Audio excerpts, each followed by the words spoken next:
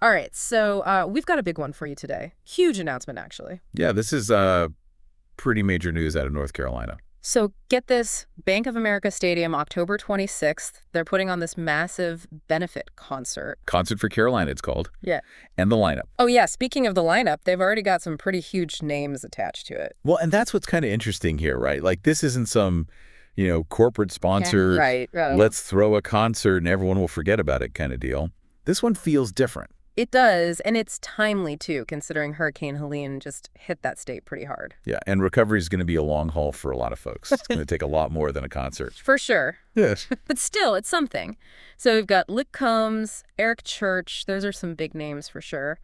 But the thing that really struck me Oh, definitely. was that they both have these deep Carolina roots. Yeah, you don't often see that. It's not just some random act of charity work. It's personal for these guys. Yeah. So, okay, let's unpack that for a second, because I knew Combs went to Appalachian State, which actually got hit pretty hard by the hurricane. Oh, yeah. Appalachian State was hit hard. But there's something more going on here than just, being from the area, right? Oh, absolutely. So for one, Combs played App State's Kidd Brewer Stadium Really? back in 2021. Wow. Imagine that. You go from playing for your college town to headlining this huge benefit for the whole state. That's going to be a completely different feeling. Talk about coming full circle. It really makes you think about how impactful a place can be on an artist's life. And their music, for that matter. It's not just where they're from. It's like a whole part of their story. Totally. And when that place is hurting, you want to give back. It's like a natural human instinct. And it's not just Combs either. Church is a Western North Carolina guy through and through. Oh, yeah. Born in Granite Falls, but his whole music career is really rooted in that area. He even recorded an album, Heart and Soul, up in Banner Elk. Oh, wow. Okay, so we're talking 75,000-seat stadium, 2 Carolina natives at the top of their game in country music. This isn't just a concert at that point. Oh, no. It's a statement. Yeah, it's a statement. And, it kind of speaks to this larger thing we've been seeing with these big benefit concerts lately. What do you mean? They're not just about the money anymore. Not really. It's more about these artists leveraging their platform to give back to the communities that really built them up, shaped who they are. It's smart, too. Like, strategically, you've got Combs and Church. Huge draws, obviously, for a Carolina crowd. But then they add Billy Strings to the lineup, who brings a totally different energy. Oh, yeah. Strings is great. He's having a moment. And he's much more of that up-and-coming jam band scene. Definitely a different vibe. Totally different. But get this, he's played some early shows in North Carolina, too. Oh, really? Yeah, so they've got that connection there, too. That's really interesting. It's like they're trying to hit all these different demographics, all these different musical tastes. Right. It's about casting the widest net possible. Yeah, for sure. For a benefit concert, that makes sense. You want to get as many people on board as possible. Exactly. Yeah. And speaking of casting a wide net, they just announced James Taylor is joining the lineup. Wait, are we talking about the James Taylor? Caroline in my mind. James Taylor? The one and only. Wow. And his ties to North Carolina are about as deep as they come. Moved there as a kid, considers it home. They even named a bridge after him near Winston-Salem. No way. I did not know that. Yeah. Wow. Okay. This is shaping up to be quite the event. Yeah, it's going to be huge. So they've got country, jam bands, folk legends. That really covers a lot of ground. It's multi-generational at this point. It really is. And you said they're still announcing more artists. That's what they said. Stay tuned. This feels like it's becoming like a cultural moment. Oh, for sure. Especially with Hurricane Helene. Yeah, with the hurricane and everything. This has a real chance to be this powerful moment of healing and solidarity for the Carolinas. I'm really interested to see how it plays out. So we've got all these huge names, all these different genres. They're really pulling out all the stops for this thing. Oh, yeah, no doubt. But let's talk about the real impact here. Where's all this money going? What are they actually doing with it? Yeah, so this is where it gets really interesting. So the proceeds from Concert for Carolina, they're being split. Half of them are going to a bunch of charities that Luke Combs picked himself. Okay, so that's Samaritan's Purse, Manna Food Bank, Second Harvest Food Bank of Northwest NC, all on Combs' list. That's pretty cool that he gets to pick. Yeah, it is. And then the other half, that's going to Eric Church's Chief Cares Foundation. Okay. So I'm guessing, given Church's background, that's probably got something to do with North Carolina too, right?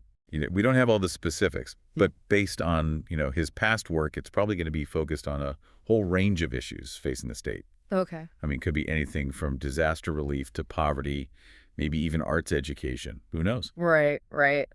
It's really cool, though, that they're both able to direct funds to causes that they really care about personally. It feels more meaningful than just a generic relief fund or something. Oh, totally. And what's even more interesting is that the article mentions that ALL proceeds from the concert, including sponsorships, are going to charity. Wait, really? So even the companies that are backing this thing, like Explore Asheville and T-Mobile, they're all donating their sponsorship dollars, basically. It sounds like it. Yep. Which, again, very different from a lot of these benefit concerts where you're kind of left wondering, how much actually reaches the people who need it. Yeah, for sure. No, that's a good point. That's huge. And it speaks to what you're saying earlier about this being like a real collective effort. And speaking of collective effort, we can't forget about the Carolina Panthers. I mean, this is their home turf, right? Yeah, Bank of America Stadium, that's where they play. Right, exactly. But it's more than just lending the space. They're not just handing over the keys and calling it a day. What's the full story there? So the article quotes David Tepper, who owns the Panthers, as saying they felt compelled to offer up the stadium for the benefit. Compelled. Interesting word choice. Right. It's not just like, oh, yeah, we're happy to help. It's more like a sense of obligation almost. Like they had to do this. Yeah, it's a much stronger statement.